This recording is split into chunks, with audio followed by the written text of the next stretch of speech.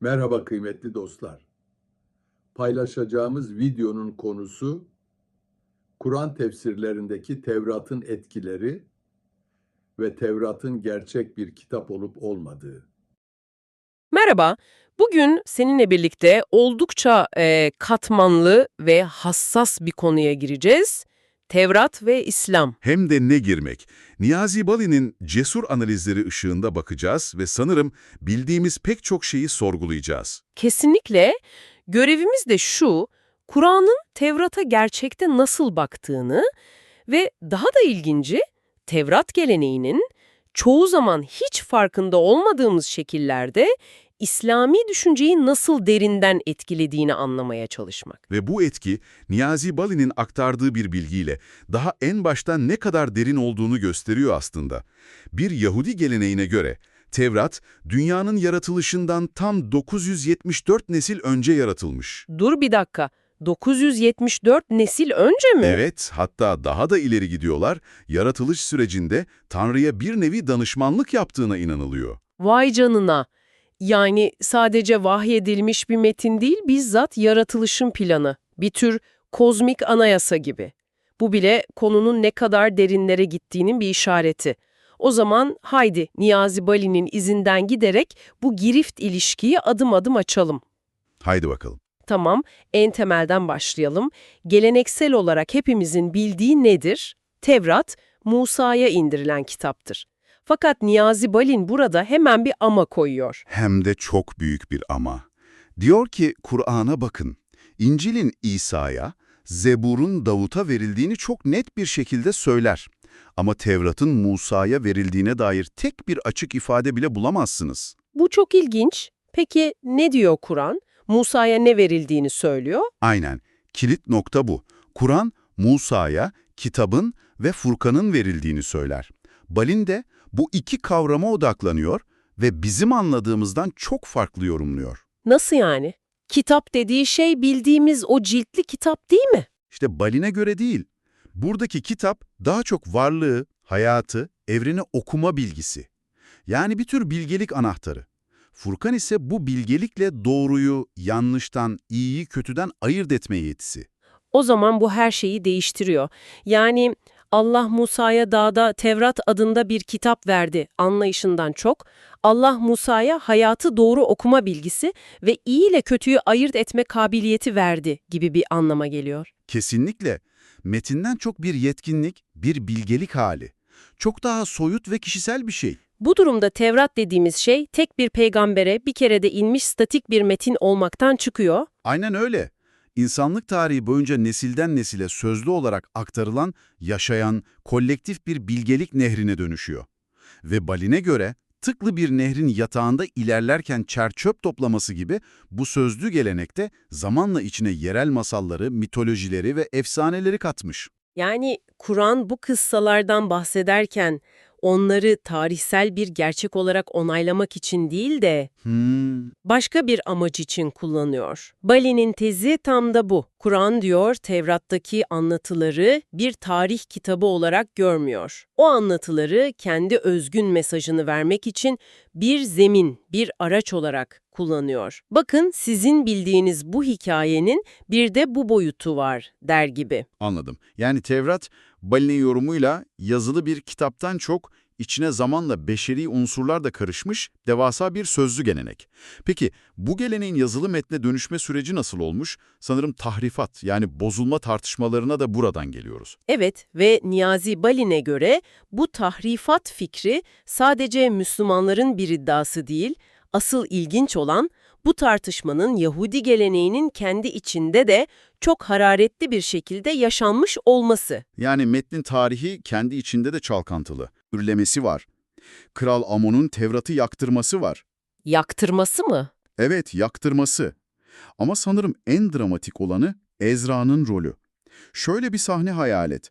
Babil orduları geliyor, Kudüs'ü yerle bir ediyor ve halkın eğitimli okur-yazar kesimini alıp Babil'e sürgüne götürüyor. Bir nevi kültürel hafıza kaybı yani. Tam olarak öyle. 70 yıl kadar sürüyor bu. Metinler kayboluyor, gelenek unutuluyor. Yıllar sonra sürgünden dönüldüğünde Ezra isminde bir alim ortaya çıkıyor ve halka diyor ki, bizim unuttuğumuz bir yasamız vardı. Ve onu yeniden mi yazıyor? Bali'nin aktardığına göre hafızasında kalanı, etraftan duyduğu sözlü rivayetleri, diğer alimlerin yorumlarını bir araya getirerek Tevrat'ı adeta yeniden oluşturuyor. Bu, metinin saf ve el değmemiş olduğu fikrine en büyük darbeyi vuran olaylardan biri. Bu gerçekten de metne olan bakışı temelden ararsıyor. Günümüzle ilgili bir örnek de vardı sanırım, 2 farklı Tevrat metni meselesi. Evet, evet. Bugün bile Yahudiler ile onlardan çok daha önce ayrılmış olan Samirilerin kullandığı Tevrat metinleri arasında tam 6000 adet fark var. 6000 mi? Noktalama işareti falan değil yani. Hayır, kelime ve cülle farkı. Bütün bunlar Bali'nin argümanını güçlendiriyor. Metnin tarihi, yaşayan, değişen, yorumlanan bir metnin tarihi. Tamam, metnin kendi serüveni bile bu kadar karmaşıkken, bu durum İslam düşüncesine nasıl yansımış? Yani İslam alimleri bu tahrifat konusunu nasıl ele almışlar? İşte orada da tam bir görüş birliği yok. Niyazi Bali'nin analizine göre İslam alimleri bu konuda temelde 3'e ayrılmış. Neymiş bu 3 görüş? Bir grup, en radikal olanlar, metnin hem lafzının yani kelimelerinin hem de manasının yani anlamının tamamen tahrif edildiğini söylemiş. Yani her şeyle bozuldu diyorlar. Evet, diğer daha ılımlı bir grup ise diyor ki, hayır, metnin aslı sağlam ama insanlar onu kasıtlı olarak yanlış yorumluyor, anlamını tahrif ediyorlar. Bir de ortası vardır herhalde. Aynen. Bazı yerleri lafzen, bazı yerleri de manen tahrif edildi diyen üçüncü bir grup. Peki Balin bu tartışmaya nasıl bakıyor? Onun için bu ayrımın bir önemi var mı? Olmaz mı? Balim burada çok mantıksal ve kışkırtıcı bir soru soruyor. Diyor ki, bir anlığına ikinci grubun haklı olduğunu varsayalım. Yani metin sağlam ama sadece yorumu tahrif edilmiş olsun. O zaman ne olur? O zaman yeni bir kitaba yani Kur'an'a ne gerek vardı diye soruyor. Peygamber çıkıp, ey insanlar elinizdeki metin doğru ama siz onu yanlış anlıyorsunuz, doğru yorumu budur diyebilirdi. Çok mantıklı. Yeni bir kitabın gelmesi sorunun sadece yorumda olmadığının en büyük kanıtı. Balin'e göre aynen öyle. Bu sorunun yeterince sorulmamış olması bile ona göre konunun ne kadar üstünkörü geçtiğini gösteriyor. Bu gerçekten kilit bir soru ve bu bizi Niyazi Vali'nin analizindeki en can alıcı, hatta en zihin bulandırıcı bölüme getiriyor. İsrailiyat, yani Tevrat geleneğinin İslam düşüncesine sızması. Evet, bu onun en cüretkar iddialarından biri ve bu sızıntının yüzyıllar sonra değil daha en başta sahabe döneminde başladığını söylüyor. Daha en başından mı? Nasıl oluyor bu? Mekanizmayı şöyle kuruyor. O dönemde Yahudi din alimiyken sonradan Müslüman olan Ka'b el-Ahbar, Vehb bin Münebbih gibi önemli isimler var. Bu kişiler eski kültürlerini, Tevrat'a dair tüm bilgilerini ve yorumlama biçimlerini de yanlarında getiriyorlar. Nasıl bir yorumlama biçimi bu? Tamamen harfi harfine, literal bir yorumlama.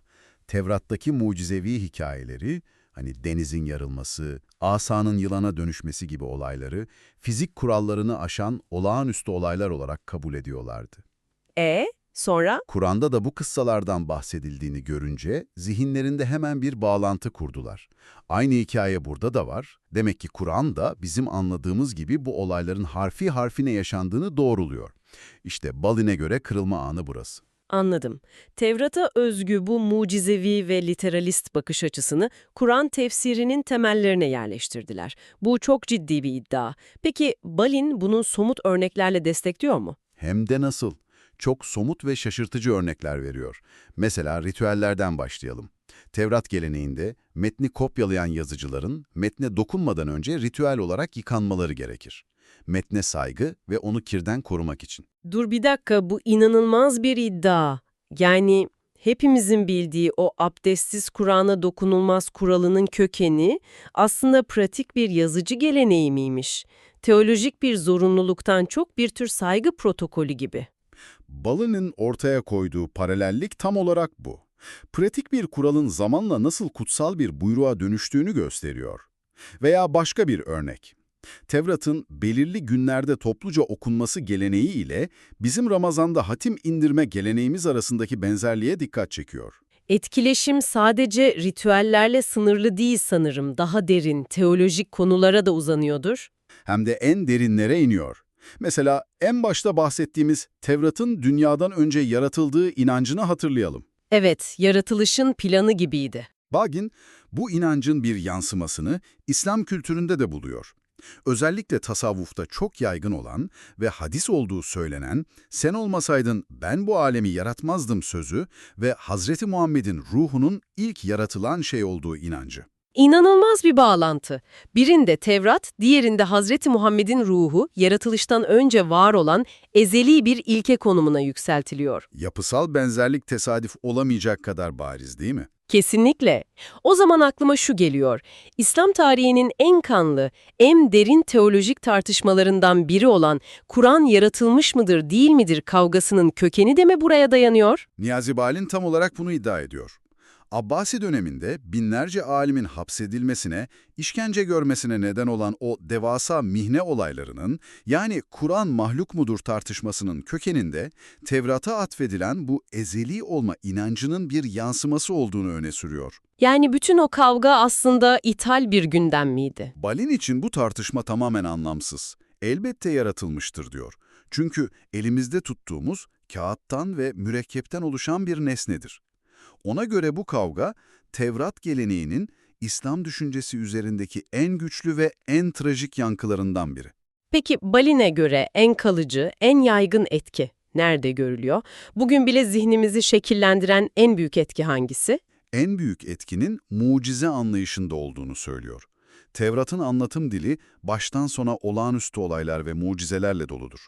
Bu anlatım biçimi İslam düşüncesine de aynen taşındı. Bunun sonucu ne oldu? Sonuç şu, Kur'an'da anlaşılması zor, metaforik bir ayetle karşılaşıldığında akıl yürütmek, düşünmek yerine en kolayı seçildi. Bu bir mucizedir. Akıl sır ermez. Anladım. Yani mucize kelimesi düşünme sürecini durduran bir kilit haline geldi. Burası aklın bittiği yer, daha fazla kurcalama demek gibi bir şey. Aynen öyle. Oysa Balin şunu hatırlatıyor, Kur'an kendisini defalarca apaçık bir kitap, yani kitab-ı mübin olarak tanımlar. Eğer bir kitap apaçıksa, içinde anlaşılması imkansız, akıl sır ermeyen bir şey olamaz. Bir yerde zorlanınca hemen bu mucizedir yaftasını yapıştırmak, Balin'e göre aklı devre dışı bırakmak ve Kur'an'ın kendi iddiasıyla çelişmektir. Vay canına! Niyazi Balin'in merceğinden baktığımızda Kur'an ve Tevrat arasındaki ilişkinin biri geldi, diğerini kaldırdı basitliğinden çok daha öte, karmaşık ve canlı bir etkileşim ağı olduğunu görüyoruz. Kolektif bir bilgelik fikrinden başladık, kendi içindeki tarihsel çalkantılara, oradan da İslam düşüncesinin temelleri üzerindeki derin, gizli kalmış izlerine kadar geldik. Gerçekten inanılmaz bir yolculuk oldu. Ve Niyazi Balin bu karmaşık tabloya son bir katman daha ekliyor. Bize Kur'an'ın hakikatiyle elimizdeki yazılı metin olan mushaf arasında bir ayrım yapmamız gerektiğini söylüyor. Yani elimizdeki kitapla kitabın anlattığı hakikat aynı şey değil mi? Ona göre değil. Mushaf, o sonsuz evrensel hakikatin belirli bir zaman, kültür ve coğrafya kalıbına bürünmüş halidir. Ama asıl hakikat, o metni aşan, metnin işaret ettiği dinamik ve yaşayan bir şeydir. Hani parmak ayı gösterir ama asıl olan parmak değil, aydır ya, onun gibi. Öyleyse bu derinlemesine analizden sonra Niyazi Balin'in bu son düşüncesiyle seni baş başa bırakalım. Eğer bir metnin hakikati onun yazılı halinden daha yüceyse ve sürekli bir anlama çabası gerektiriyorsa, bu senin bilgiyle ve inançla kurduğun kişisel ilişkiyi nasıl şekillendirir? Arayışın donmuş ve sabit harflerden oluşan bir metin için mi, yoksa o harflerin işaret ettiği, sürekli akan ve yaşayan bir hakikat nehri için mi?